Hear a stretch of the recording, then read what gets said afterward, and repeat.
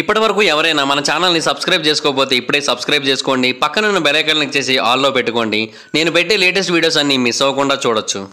అది చూడడానికి normal regular beach లాగే కనబడుతోంది. కాకపోతే మీకు ఒక విషయం చాలా షాక్కి గురి చేసింది. అదేంటంటే అక్కడ ఉన్న శాండ్ చాలా అంటే చాలా రెడ్గా ఉంది.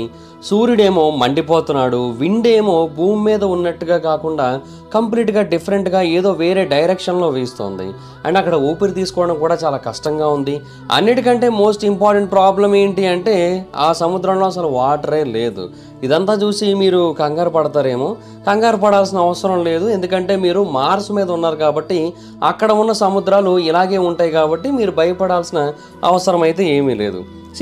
ఎన్నో సంవత్సరాలుగా అందరూ కూడా మార్స్ గురించి ఏమనుకుంటూ వచ్చారంటే మార్స్ అనేది ఒక డ్రై లైఫ్లెస్ డస్ట్ బాల్ అనుకుంటూ వచ్చారు. అంటే ఆ ప్రాంతం అంతా కూడా కంప్లీట్గా ఎడారిగానే ఉంటుంది తప్ప ఆ ప్రాంతంలో ఎట్టి పరిస్థితుల్లోని వాటర్ ఉండే అవకాశం లేదు అని అనుకుంటూ వచ్చారు. ఒకవేళ ఉన్నా కూడా అక్కడ వాటర్ అనేది కేవలం ఐస్ రూపంలో కానీ వేపర్ రూపంలో కానీ ఉండే ఛాన్స్ ఉంది తప్ప లిక్విడ్ ఫామ్లో ఉండే ఛాన్స్ అయితే లేదనేది చాలామంది యొక్క అభిప్రాయం.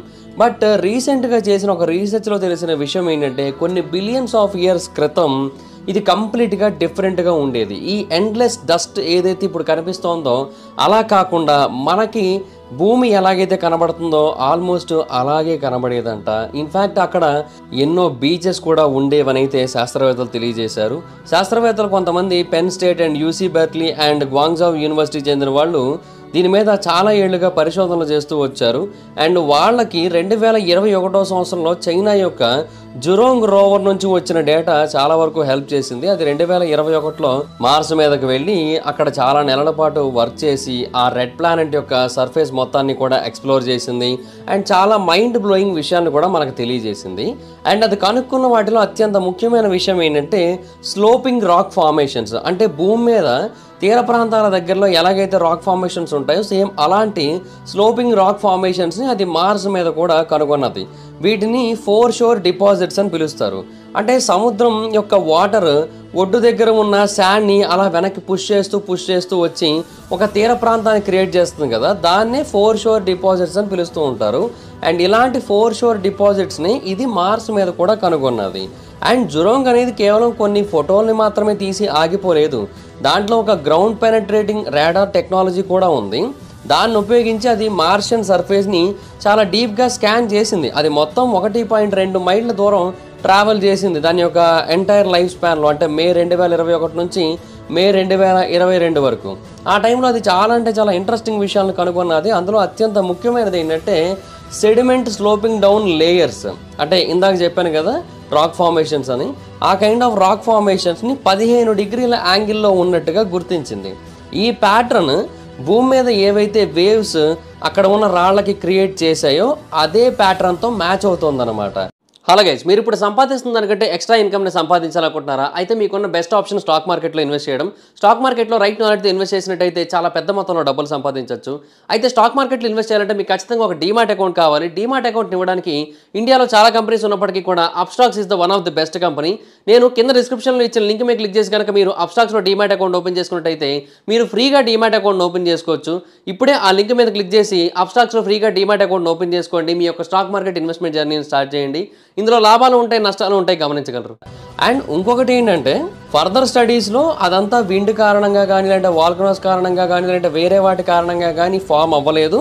అక్కడ రియల్ బీచ్ ఉంది, దాని కారణంగానే ఫామ్ అయింది అనే ఒక కన్ఫర్మేషన్ కూడా వచ్చిందనమాట. బేసిక్గా ఇది చాలా అంటే చాలా పెద్ద విషయం. ఒకవేళ ఈ ప్రాంతంలో వేవ్స్ టైడ్స్ కనుక చాలా పెద్ద స్థాయిలో ఉన్నట్టయితే ఈ ప్రాంతంలో చాలా పెద్ద మొత్తంలో వాటర్ కూడా ఉన్నట్టు. ఒకవేళ అంత పెద్ద మొత్తంలో వాటర్ కనుక ఉన్నట్టయితే మార్స్ మీద జీవరాశులు నివసించడానికి కావాల్సిన రైట్ కండిషన్స్ ఒకప్పుడు ఉన్నట్టే కదా. సో ఈ విషయం శాస్త్రవేత్తలను చాలా ఆశ్చర్యపరిచింది. ఇన్ఫ్యాక్ట్ 3.5 బిలియన్ సంవత్సరాల తర్వాత కూడా భూమి మీద ఏవైతే బీచెస్లో ఏవైతే ఫార్మేషన్స్ ఉన్నాయో ఆ ఫార్మేషన్స్తో అవి మ్యాచ్ అవుతూ వస్తున్నాయి అంటే ఆ ప్రాంతంలో ఒకప్పటి కాలంలో చాలా ఎక్కువ స్థాయిలోనే జీవరాశులు నివసించారు అనేది శాస్త్రవేత్తల యొక్క థియరీ అనమాట.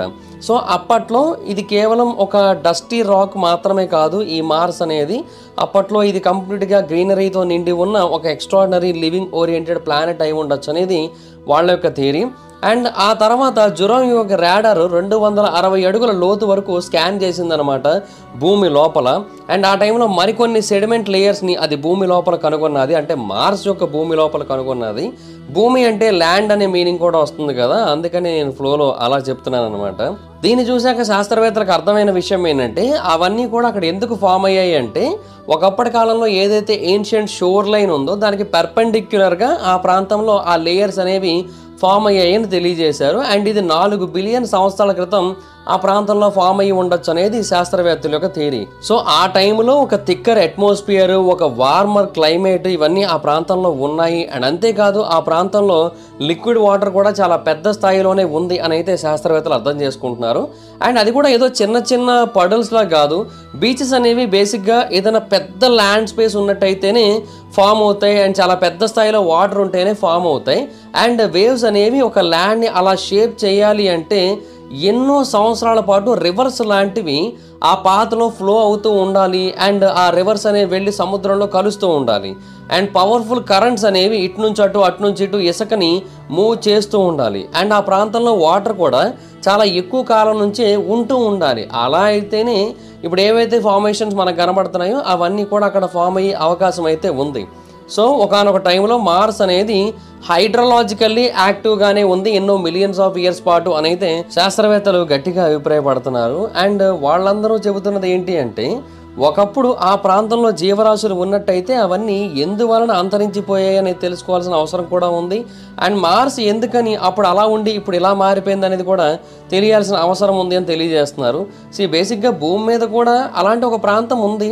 అంటార్టికానే మనం ఎగ్జాంపుల్గా తీసుకుంటే ఒకప్పుడు పూర్తిగా అది పచ్చదనంతో నిండిపోయి ఉండేది, కాకపోతే ఇప్పుడు మాత్రం అది పూర్తిగా మంచుతో కవర్ అయిపోయి ఉంది. ఇప్పుడు ఆ పచ్చదనం చూద్దామన్నా మనకు కనపడదు.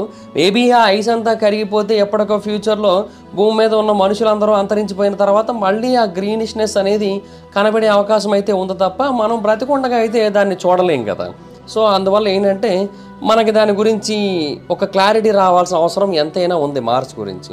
అయితే ఈ టైంలో శాస్త్రవేత్తలకి 1970ల నుంచి ఉన్న ఒక ప్రశ్నకి ఆల్మోస్ట్ జవాబు దొరికినట్టు అయింది. అంటే అప్పట్లో నాసా వాళ్ళ యొక్క వైకింగ్ స్పేస్ క్రాఫ్ట్ ఈ మార్స్ యొక్క కొన్ని ఇమేజెస్ని క్యాప్చర్ చేసింది. ఎస్పెషల్లీ మార్స్ యొక్క నార్థన్ హెమిస్ఫియర్ సైడ్ ఉన్న కొంత భాగాన్ని క్యాప్చర్ చేసినప్పుడు అది ఎలా కనబడిందంటే ఒక పెద్ద షోర్ లైన్ లాగా కనబడింది. కాకపోతే అక్కడ ఉన్న ప్రాబ్లం ఏంటంటే ఆ షోర్ లైన్ అనేది ఆ ప్రాంతం అంతా ఉంది. అండ్ సైజెస్ అనేవి డిఫరెంట్గా వస్తూ వచ్చాయి. అంటే ఎలివేషన్స్ అనేవి ఒక చోట 2 మైల్స్ ఉంటే ఒక చోట 6 మైల్స్ వరకు ఉంది. సో అంత హైట్ ఎందుకు వచ్చింది అనేది ఎవరికి అర్థం కాలేదు. బేసిక్గా భూమి మీద మనకి మ్యాక్సిమం షోర్ లైన్స్ అన్నీ కూడా ఫ్లాట్గా కన్సిస్టెంట్గా ఉంటాయి. సో అందుకని శాస్త్రవేత్తలకు ఒక డౌట్ వచ్చింది, మార్స్ మీద నిజంగా ఒక సముద్రం ఉందా లేదా అనే ఒక క్వశ్చన్ వచ్చింది. ఎన్నో సంవత్సరాల పాటు శాస్త్రవేత్తలు ఆ మిస్టరీని క్రాక్ చేయడానికి అలాగా పరిశోధనలు చేస్తూనే ఉన్నారు. 2007వ సంవత్సరంలో వాళ్ళు చెప్పింది ఏంటంటే మార్స్ యాక్చువల్గా బిలియన్స్ ఆఫ్ ఇయర్స్ క్రితం దాని యొక్క రొటేషన్ని షిఫ్ట్ చేసుకుంది. అంటే అప్పటి వరకు ఒక డైరెక్షన్లో తిరుగుతూ తర్వాత ఇంకొక డైరెక్షన్లో తిరగడం మొదలుపెట్టింది. ఇదంతా ఎందుకు జరిగిందంటే ఆ ప్లానెట్ మీద ఏదైతే వాల్కనిక్ రీజన్ ఉందో థ్రాసిస్ వాల్కనిక్ రీజన్ అది చాలా అంటే చాలా పెద్దగా అయింది. అండ్ ఎరప్షన్స్ కూడా జరిగాయి. సో దానివల్ల ఈ ప్లానెట్ యొక్క స్పిన్ యాక్సిస్ అనేది మారిపోయింది. అండ్ సర్ఫేస్ మొత్తం కంప్లీట్గా దాని యొక్క పొజిషన్స్ని మార్చేసుకుంది అనేది కొంతమంది యొక్క థియరీ. అందుకనే షోర్ లైన్ అనేది ఒక్కొక్క చోట ఒక్కొక్కలా ఉందనేది శాస్త్రవేత్తల యొక్క థియరీ. ఈవెన్ ఇప్పటికీ అలా ఉండడానికి అప్పట్లో జరిగిన మార్పులే కారణం అనేది చెబుతూ ఉంటారు. సో వాళ్ళు చెప్పేది ఏంటంటే ఒకప్పుడు ఇది ఫ్లాట్గానే ఉండేది, లెవెల్ ల్యాండ్స్కేప్లోనే ఉండేది. బట్ ఆ తర్వాత కాలం గడుస్తున్న కొద్దీ డిస్టార్ట్ అయ్యింది అనేది వాళ్ళ యొక్క పాయింట్. అండ్ బేసిక్గా మార్స్ మనకి దాని మీద ఉన్న వాటర్ గురించి ఎన్నో సంవత్సరాలుగా హింట్స్ ఇస్తూ వచ్చిందనేది చాలామంది నమ్మకం. క్యూరియాసిటీ ఈ గేల్ క్రేటర్ అని ఒకటి ఉంటుంది మార్స్ మీద, దాంట్లో ఎన్నో ఏన్షియంట్ రిపుల్స్ని కనుగొన్నది. అంటే ఆ ప్రాంతంలో ఒక లాంగ్ గాన్ లేక్ ఉంది అని అర్థమవుతుంది. అంటే ఒకప్పుడు లేక్ ఉంది బట్ ఇప్పుడు పోయింది. ఎక్కడ పోయిందంటే కనబడకుండా పోయింది, మాయమైపోయింది. ఆవిరైపోయిందో లేదంటే సమాధి అయిపోయిందో మనకు తర్వాత తెలియాలి. అలాగే పెర్సెవరెన్స్ రోవర్ కూడా జెరేజో క్రేటర్లో ఉన్న ఒక ఫాజిలైజ్డ్ రివర్ డెల్టా మీద ప్రస్తుతానికి స్టడీస్ అయితే చేస్తోంది. అండ్ ఈ జురాంగ్ ఏదైతే ఏన్షియంట్ ఓషన్ యొక్క ఎవిడెన్స్ని ఇచ్చిందో మనకి, వీటన్నిటిని కలిపి చూస్తే మనకు అర్థమవుతుంది ఏంటంటే ఒకప్పుడు ఆ ప్రాంతంలో లేక్స్ రివర్స్ కాదు, నార్థన్ లోలాండ్స్ దగ్గర ఒక పెద్ద ఓషన్ ఉంది, మాసివ్ ఓషన్ ఉంది, అది ఆ ప్రాంతం మొత్తాన్ని కూడా కవర్ చేసింది అని అర్థమవుతుంది. ఈ జురాంగ్ మిషన్ మే 2022 వరకు కంటిన్యూ అయ్యింది. బట్ ఆ తర్వాత దాని సోలార్ ప్యానల్స్ మీద డస్ట్ పడిపోయేసరికి ఆ మిషన్ కంప్లీట్గా ఆగిపోవాల్సి వచ్చింది. But of course future machines అయితే ఈ షోర్ లైన్ డిపాజిట్స్ని ఎక్స్ప్లోర్ చేయడానికి కావాల్సిన ఆధారాలను అయితే అది మనకి అందించేసి వెళ్ళిపోయింది. అండ్ శాస్త్రవేత్తలు మరికొన్ని మిషన్స్ని అయితే పంపిస్తున్నారు. అండ్ ఆ ప్రాంతంలో ఉన్న సాయిల్స్ ఏవైతే ఉంటాయో వాటన్నిటిని కూడా కలెక్ట్ చేసి ఆ శాంపుల్స్ని భూమి మీదకి తెచ్చి మరిన్ని పరిశోధనలు చేయడానికి శాస్త్రవేత్తలు అన్ని రకాల ప్లాన్స్ కూడా చేస్తున్నారు. బట్ మేబీ ఇంకొక రకంగా కూడా తెలుసుకోవచ్చు, అంటే బెటర్ రాడార్ టెక్నాలజీస్ని ఉపయోగించి మార్స్ యొక్క సబ్సర్ఫేస్ని ఇంకా డీటెయిల్డ్గా కనుక చెక్ చేసినట్టయితే మనకి మరికొన్ని వివరాలు మరికొన్ని ఆధారాలు దొరికే అవకాశం అయితే ఉంది. సో డెఫినెట్గా ఫ్యూచర్లో శాస్త్రవేత్తలు మార్స్ గురించి ఇంకా డీటెయిల్డ్గా తెలుసుకుంటారు, అదైతే క్లియర్ అని చెప్పొచ్చు, అందులో నో డౌట్. అండ్ నాసా యొక్క పర్సెవరెన్స్ రోవర్ ఆల్రెడీ జెరేజో క్రేటర్ దగ్గర చాలా గట్టిగా కష్టపడుతుంది శాంపుల్స్ అన్నింటినీ కూడా కలెక్ట్ చేయడం కోసం. అండ్ శాస్త్రవేత్తల యొక్క నమ్మకం ఏంటంటే 2030ల కాలంలో భూమి మీదకి ఆ శాంపుల్స్ అన్నింటినీ కూడా తిరిగి తెస్తారు అండ్ వాటిని ఇక్కడ పరిశోధనలు చేస్తారు అని. అఫ్కోర్స్ ఆ ఏన్షియంట్ ఓషన్కి చెందిన శాంపుల్స్ అయితే రాకపోవచ్చు, బట్ స్టిల్ మార్స్ యొక్క బెటర్ క్లైమేట్ కండిషన్స్ గురించి, మార్స్ యొక్క ఏన్షియంట్ సిచ్యువేషన్స్ గురించి, ఏన్షియంట్ హిస్టరీ గురించి డీటెయిల్డ్గా తెలుసుకునే అవకాశం అయితే ఉంటుంది కదా మనకి. సో అందుకని శాస్త్రవేత్తలు దాని మీద చాలా అంటే చాలా ఇంట్రెస్టెడ్గా ఉన్నారు. సో ఒకవేళ నిజంగానే ఎన్నో బిలియన్స్ ఆఫ్ ఇయర్స్ క్రితం మార్స్ సేమ్ భూమిలాగే ఉండి వాటర్, వేవ్స్, రివర్స్ వీటన్నిటిని కనుక కలిగి ఉన్నట్టయితే నిజంగా చాలా అంటే చాలా పెద్ద గ్రౌండ్ బ్రేకింగ్ డిస్కవరీ అవుతుంది, అందులో నో డౌట్ అని చెప్పొచ్చు. బేసిక్గా ఈ పర్సెవరెన్స్ రోవర్ మార్స్ మీద ఇంకా డీటెయిల్డ్గా స్టడీ చేయగలుగుతుంది, ఎందుకంటే దానికి ఒక స్పెషల్ డ్రిల్ ఉంటుంది దాని యొక్క ఆరం దగ్గర, దాన్ని ఉపయోగించి అది డస్ట్ మొత్తాన్ని కూడా తీసేసి రాక్ యొక్క టాప్ లేయర్స్ అన్నిటిని కూడా స్కాన్ చేయగలదు. అండ్ అంతేకాదు అక్కడ ఉన్న రాళ్ల మీద చిన్న చిన్న సర్కిల్స్ మార్కింగ్ కూడా చేయగలదు. జెరేజో క్రేటర్లో ఏవైతే రాళ్ళు ఉన్నాయో వాటి మీద 2 ఇంచ్ వైడ్ సర్కిల్స్ని కూడా అది క్రియేట్ చేసింది. అండ్ ఒక కెమెరా ఉంటుంది దాంట్లో, దాన్ని క్లోజప్ ఫోటో తీసినప్పుడు శాస్త్రవేత్తలకి దాన్ని బట్టి అర్థమైంది ఏంటి అంటే ఆ రాక్ అనేది స్మూత్గా లేదు, అది టైనీ ఇంటర్లాకింగ్ క్రిస్టల్స్తో తయారు చేయబడింది అని. ఆ రోవర్ 2 స్పెషల్ టూల్స్ని ఉపయోగించి ఆ రాక్ యొక్క కెమిస్ట్రీ మొత్తాన్ని అనలైజ్ చేసింది. అండ్ ఆ రాక్ యొక్క రిజల్ట్స్ మనల్ని చాలా అంటే చాలా ఆశ్చర్యపరుస్తాయి. దానికి ఒక పేరు పెట్టారు, రోషెట్టే అని. అది ఒక వాల్కానిక్ రాక్, అంటే అది లావా నుంచి కానీ లేదంటే మాగ్మా నుంచి కానీ ఫామ్ అయిందనమాట. ఏదో న్యాచురల్గా ఫామ్ అయింది అయితే కాదు, అంటే మడ్ అండ్ క్లే నుంచి ఫామ్ అయింది అయితే కాదు. శాస్త్రవేత్తలు బేసిక్గా ముందు అలాగే అనుకున్నారు, ఒక ఫార్మర్ లేక్ బెడ్ నుంచి అది ఫామ్ అయ్యి ఉండొచ్చు అని అభిప్రాయపడ్డారు, బట్ అది కాదు అని తెలిసింది. And Perseverance alias Percy Mars మీద ఫిబ్రవరి 2021న ల్యాండ్ అయిన తర్వాత దాంతో పాటు ఒక చిన్న హెలికాప్టర్ను కూడా తీసుకొని వెళ్ళింది. ఆ హెలికాప్టర్ పేరు ఇంజెన్యూటీ. ఇది బేసిక్గా చాలా అంటే చాలా అడ్వాన్స్డ్ రోవర్, ఇప్పటివరకు మార్స్ మీదకి పంపిన వాటన్నిటిలోకెల్లా. అండ్ క్యూరియాసిటీ యొక్క ఫుడ్ స్టెప్స్ని అలాగా అనుసరిస్తూ స్పిరిట్, ఆపర్చునిటీ ఇంకా చాలా వరకు వెళుతూ వచ్చాయి. బట్ పెర్సీకి ఒక డిఫరెంట్ మిషన్ అయితే ఉంది. బేసిక్గా ఈ ఓల్డర్ రోవర్స్ ఏవైతే ఉంటాయో అవన్నీ మెయిన్గా దేన్ని స్టడీ చేసాయంటే మార్షియన్ రాక్స్ని, క్లైమేట్ని. బట్ పర్సెవరెన్స్ అనేది పాస్ట్ లైఫ్ యొక్క సంకేతాలను సెర్చ్ చేయడానికి పంపబడింది. శాస్త్రవేత్తలు జెరేజో క్రేటర్ని ఎందుకు చూసుకున్నారంటే ఆ ప్రాంతం అనేది ఒక లేక్ లాగా చాలా స్పష్టంగా కనబడుతుంది అండ్ ఆ ప్రాంతంలో టైనీ లైఫ్ ఫామ్స్ నివసించే అవకాశం కూడా ఉంది. సో ఈ రోవర్ ఆ ప్రాంతాన్ని డ్రిల్ చేసి స్క్రేప్ చేసి అక్కడ నుంచి రాక్ శాంపిల్స్ కనుక కలెక్ట్ చేసినట్టయితే శాస్త్రవేత్తలు వాటి గురించి డీటెయిల్డ్గా అర్థం చేసుకొని ఆ ప్రాంతంలో ఒకప్పుడు జీవరాశులు ఉన్నాయో లేదో అనేది క్లియర్ కట్గా తెలుసుకోవడానికి అవకాశం అయితే ఉంటుంది. అందుకని ఆ ప్రాంతాన్ని అయితే చూస్ చేసుకున్నారు. పర్సెవరెన్స్ బేసిక్గా మార్స్ మీద ఇంకొన్ని సర్ప్రైజింగ్ థింగ్స్ని అయితే కనుగొన్నది. శాస్త్రవేత్తలు అది పంపిన డేటా మొత్తాన్ని కూడా స్టడీ చేస్తున్నప్పుడు వాళ్ళకి అర్థమైంది ఏంటంటే జెరేజో క్రేటర్ అనేది ఒకప్పుడు ఇలా లేదు, బట్ ఇప్పుడు అయితే కంప్లీట్గా మారిపోయిందని అర్థమైంది. ఇది ఒకప్పుడు ఒక పెద్ద లేక్, వేల సంవత్సరాల క్రితం అక్కడ రివర్, వాటర్, మడ్, శాండ్ అన్నీ ఉండేవి అండ్ అది వేల సంవత్సరాల పాటు అలా ఉంది.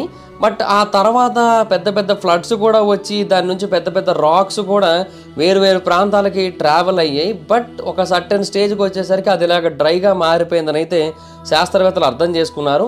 అండ్ మార్స్ మీద ఉన్న మిగతా ప్రాంతాలతో కంపేర్ చేస్తే ఇదే కొంచెం ఎక్కువగా యాక్టివ్గా ఉంది అండ్ అన్ప్రెడిక్టబుల్గా కూడా ఉంది. సో అందుకని దీని మీద ఇంకా ఎక్కువగా కాన్సన్ట్రేట్ చేస్తున్నారు. అండ్ ఆ ప్రాంతంలో ఏవైతే సెడిమెంటరీ రాక్స్ కోసం వాళ్ళు వెతుకుతున్నారో అవైతే వాళ్ళకి ఇంకా పూర్తి స్థాయిలో దొరకలేదు. మేబీ దానికి మార్స్ మీదకి మనుషులు వెళ్ళి అంటే ఆస్ట్రోనాట్స్ వెళ్ళి ఏమైనా పరిశోధనలు చేయాల్సి ఉంటుందేమో. అప్పుడు మేబీ మనకు దాని గురించి డీటెయిల్గా తెలిసే అవకాశం అయితే ఉంటుందేమో. బేసిక్గా ఈ పర్సెవరెన్స్ రోవర్ మనకు తెలియజేసిన మరొక విషయం ఏంటి అంటే బేసిక్గా ఆ ప్రాంతంలో ఏవైతే రాక్స్ ఉన్నాయో వాటిలో కార్బన్ బేస్డ్ మెటీరియల్స్ ఉన్నాయి. అంటే భూమి మీద ఏదైతే మెటీరియల్ కారణంగా జీవరాశులు ఫామ్ అయ్యాయో అది మార్స్ మీద కూడా కనబడుతుంది అనమాట. సో ఇది చాలా అంటే చాలా సర్ప్రైజింగ్ ఫ్యాక్టర్. ఇంకొకటి నాసా వాళ్ళ యొక్క ఈ పర్సెవరెన్స్ రోవర్లో ఒక స్పెషల్ టూల్ ఉంది, దాని పేరు మాక్సీ. ఈ మాక్సీ యొక్క ప్రత్యేకత ఏంటి అంటే ఇది మార్స్ మీద ఉన్న కార్బన్ డైఆక్సైడ్ని తీసుకొని దాన్ని ఆక్సిజన్గా కన్వర్ట్ చేస్తుంది. So for the first time ఇలా చేయడం అనమాట. అండ్ దీనికి 16 టెస్ట్ రన్స్ అనేవి కండక్ట్ చేయబడ్డాయి. అండ్ దాంట్లో ఇది ఏదైతే ఆక్సిజన్ని క్రియేట్ చేసిందో అది 4 ఔన్సుల వరకు ఉంది. ఈ 4 ఔన్సుల ఆక్సిజన్ని ఒక ఆస్ట్రోనాట్ కనుక ఇచ్చినట్టయితే అతను మార్స్ లాంటి ప్రాంతం మీద 4 గంటల పాటు ఊపిరి పీల్చుకోవచ్చు. అండ్ ఎక్స్పెక్ట్ చేసిన దానికంటే బెటర్గా పర్ఫామ్ చేస్తుంది అనమాట. సో ప్రస్తుతానికి ఇది ఒక గంటకి 0.42 ఔన్సెస్ ఆఫ్ ఆక్సిజన్ అయితే ప్రొడ్యూస్ చేస్తోంది. సో ఫ్యూచర్లో మార్స్ మీదకి మనుషుల్ని పంపే అవకాశాలు చాలా దగ్గరలో కనబడుతున్నాయి. సో 2 ఏళ్ల పాటు సక్సెస్ఫుల్గా టెస్టులన్నీ పూర్తయ్యాక ఫైనల్ టెస్ట్ సెప్టెంబర్ 2023 పూర్తయి ఆ తర్వాత ఇంకా ఫైనల్గా వాడుకోవడానికి సిద్ధంగా ఉంది.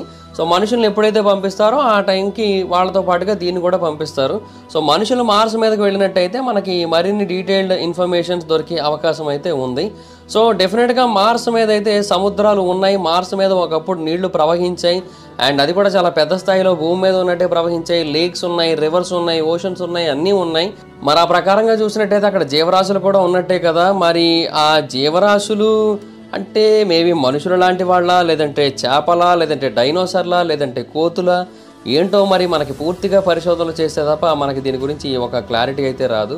బట్ ఒకటైతే కన్ఫర్మ్, వాటర్ అయితే ఉంది అక్కడ. దాన్ని బట్టి మనం మరిన్ని పరిశోధనలు చేయాల్సి ఉంటుంది. So that's it guys. మరి మీరేమనుకుంటున్నారు? మార్స్ మీద ఒకప్పటి కాలంలో నిజంగానే జీవరాశులు నివసించే అనుకుంటున్నారా లేదనుకుంటున్నారా? మీ ఒపీనియన్ ఏంటో కింద కామెంట్ సెక్షన్లో చెప్పండి. So that's it guys, this is the video కనుక మీకు నచ్చినట్టయితే లైక్ చేయండి, వీడియోని షేర్ చేయండి. ఇప్పుడు కారణం మన ఛానల్ సబ్స్క్రైబ్ చేసుకోకపోతే ఇప్పుడే సబ్స్క్రైబ్ చేసుకోండి. పక్కన బెల్ ఐకాన్ ఆల్లో పెట్టుకోండి. నా ఫర్దర్ డేస్ మిస్ అవ్వకుండా చూడొచ్చు. చాలా మంది చూస్తున్నారు కానీ సబ్స్క్రైబ్ చేసుకోవట్లేదు. So please try to subscribe, click the bell icon also. నా ఇన్స్టాగ్రామ్ ఐడి ఎవరస్ మైదర్, మీ అక్కడ కూడా వచ్చిన ఫాలో అవ్వచ్చు. Thank you so much guys. Bye. మనం video next video. Bye. Hello guys, మీరు ఇప్పుడు సంపాదిస్తున్న దానికంటే ఎక్స్ట్రా ఇన్కమ్ని సంపాదించాలనుకుంటున్నారా? అయితే మీకున్న బెస్ట్ ఆప్షన్ స్టాక్ మార్కెట్లో ఇన్వెస్ట్ చేయడం.